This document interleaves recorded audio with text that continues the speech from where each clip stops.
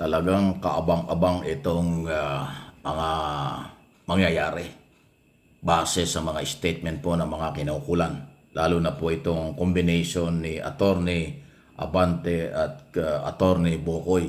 Si Abante ay spokesman ng Kongreso, si Bokoy, Attorney Bokoy ay spokesman ng prosecutors. Kaya talagang haharapin nila. Kaya yung mga Duterte supporters, civilian man, politiko, kung sino man, nagkaroon kayo ng katapat. At may tuturing ko pong kaabang-abang itong mangyayaring ito dahil hindi po susuko, hindi po magpapatalo sa anumang mga paliwanagan ang dalawang abogadong kakatawan sa prosecution team at sa Kongreso. Lalo na, pakinggan nyo itong sinasabi ni Attorney Abante dahil ito ay isa sa talagang, ito ang trabaho niya. Kaya siya ay kinuha ng Kongreso. On our role in the impeachment process. As much as we want impartiality from senator judges, we would also want to exercise impartiality in prosecuting and conducting our role in the impeachment trial. Ayan. So, malinaw Nakapokus talaga sila. Ibig sabihin, alam nila yung rules, alam nila yung proseso, alam nila ang limitasyon, alam nila ang umiiral na batas. So yan ay maging palaala sa mga posibleng hindi impartial judges o yung maaring makakalimot sa kanilang responsibility and accountability sa mamamayang Pilipino kung sino man yan. So, abang talaga. Attorney Abante at Attorney Bokoy na siya hong magtatanggol sa prosecution at sa buong Kongreso. Talagang kaaabangan natin ito. Pangalawa sa ating pag-usapan, ito. Sino ba ang nagsasabi ng totoo?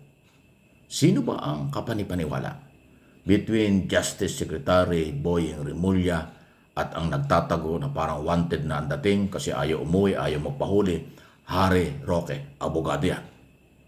Kasi ngayon, ang latest po na pinagtatalunan nila. Na-interview ko kahapon, tama ba? Si Boying Remulla, DOJ Secretary, na ang kanya daw impormasyong natanggap, na-deny na ang application, asylum application ni Harry Roque sa Netherlands. Kaya daw ito ay nagpunta na ng Germany at tila lilipat na lang ng ibang lugar sa Europe. Aba, si Harry Roque po biglang umangal, nagreklamo. Hindi totoo yan. Hindi pa tapos. Dahil siya daw inaniniwala ng asylum issue. Dahil wala ang nakakaalam nito. Siya na nag-apply at yung gobyerno na kanyang pinag-applyan.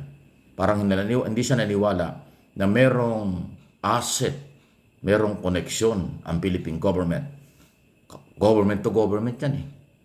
Baka hindi yata alam ni Roque yun. Ang feeling niya siya lang nakakaalam ng kanyang ginagawa. Yun ang kanyang pagkakamali. Ako naman naniniwala, base sa ating paniniwala kung ano yung asset at koneksyon ng gobyerno. Pag government to government ang pinag-iral, ay maaaring kapanipaniwala si Justice Secretary Remulla sa kanya sinasabing ang tingin niya sa kanyang paniniwala, impormasyon, na-deny na ang asylum application. Si Roque naman, nagagalit at hindi totoo yun. Aba, talaga lang Kasi po, ganito, dahil merong warrant of arrest, qualified human trafficking ang kanyang kaso, non-bailable offense, pag na-deny yung kanyang pag walang nangyari sa kanyang mga pagtatago, ngayon po under process na yung pagkansila ng kanyang pasaporte. Pag nakansila yan, wala na siyang passport. Hindi na siya pwedeng tumawid-tawid, illegal alien na abutin, mahuhuli pa rin. Ay si Harry Roque po ay nagmamatigas. Hindi daw siya magpapahuli. Sobra daw ang pangigipit sa kanya ng gobyerno. Yan ang kanyang paniniwala. Samantalang hindi naman gobyerno ang nanggigipit sa kanya.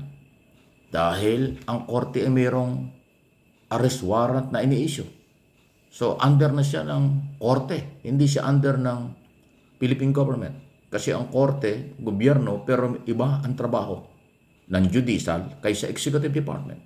Ang executive department, law enforcement agency, ay magpapatupad lang ng court order o warrant of arrest kapag nailabas na ito. Ang mag-uutos ng paghuli at pagkakakulong sa kanya ay korte. Hindi ko naman maintindihan ito si Roque, abogado, bakit hindi niya alam yun? Pinipilit niyang linlangin ang mga tao na tama ang kanyang ginagawa. Alam mo, Attorney Harry Roque, huwag mo nang linlangin ang mga tao na yung iyong pagtatago ginajustify mo na tama. Hindi ka magandang halimbawa sa mamamayang Pilipino, lalo na yung mga hindi abogado, sa aking opinion, ang ginagawa mo. Kasi lahat ng tao na merong kaso at merong court order, warrant of arrest, dapat yan isinusurrender. Dapat yan rumirespeto. Hinaharap ang rule of law at yung mga court order na yan. Pero kung taguan mo at gumawa ka ng paraan para iwasan, hindi yan magandang halimbawa sa kabataan. Sa totoo lang, walang personalan, Harry Roque. Abogado ka, yung ginagawa mo ay masamang halimbawa sa mamamayang Pilipinong hindi alam ang rule of law. Kasi ang alam nila, baka pag mga Pilipino ay nakasuhan, yung iba dyan sabihin, tatago o rin ako. Si Roque nga nagtago bakit hindi nahuli? Tatago rin ako. Ang sama nun. Ang samang president nun. Kasi yung korte hindi nirespeto. Ganon ang dating, Harry Roque, ng ginagawa mo. Kung hindi mo alam, dapat alam mo yan. Issue lang ito. Opinion lang ito. Idea lang ho na alam ko naman tama. Dapat sumunod kayo sa batas. Okay? Sunod na pag-usapan natin, matigas. Matigas nga ba ang ulo o may ego lang? Ego o tigas ng ulo? Magkaiba yun Pares yun Ego, ulo.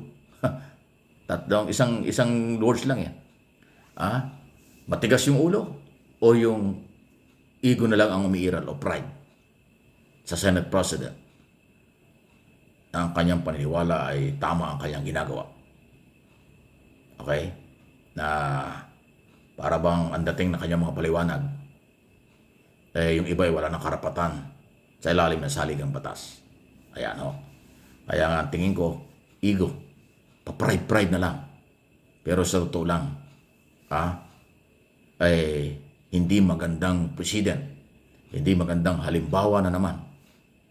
Bakit yung mga parang Maka Duterte o anti-impeachment, pro-Sara, parang, ano ba yun, ego ba yun, katigasan ng ulo? Pride ba yun o tigas talaga ng ulo? Kasi para bang ang feeling nila sila ang tama lagi Huwag ganon. Ang mamamayang Pilipino ang dapat masunod. Kung sinasabi niyo sino ba ang mamamayang Pilipino, di lahat yan. Justice